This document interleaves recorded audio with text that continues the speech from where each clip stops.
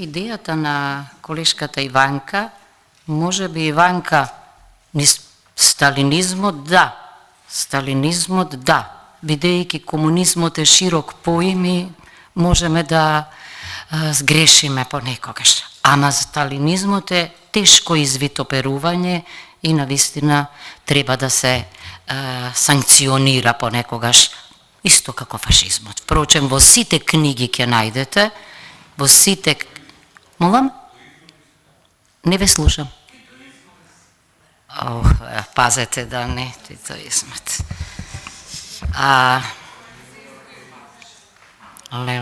Вие како, не знам, како бугарски звучите некако. Каков титоизам, не знам. Колешке, продолжите вие со вашата одговор. Друго сакав да кажам. Добро е што двете измени ги носиме на иста седница. Неверојатно се поврзани, зашто кога ги анализирате случаите дури и во Страсбур или во компаративното право, многу лесно ќе утврдите дека понекогаш она што некои не можат преку здруженија, па го прават преку политички партии или уште почесто обратно. Значи, бидејќи во многу држави има забрана, да речеме, на политички партии по различни основи и тоа се остварува преку здруженија. Дека е така, јасно е не само од членот 20, туку и од членот 110, алинеја 7, што се однесува на надлежноста на Уставниот суд.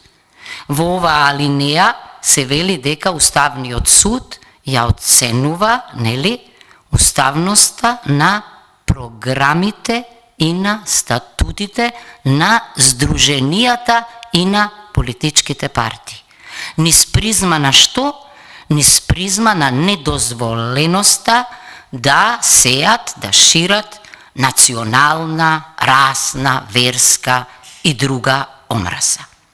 Но тука морам нешто да потенцирам. Логично е дека, не зборувам за статутот, програмата е органски поврзана со името на здруженијето или на политичката партија. Најчесто се знае, таа е персонификацијата. Со еден збор се што е програма.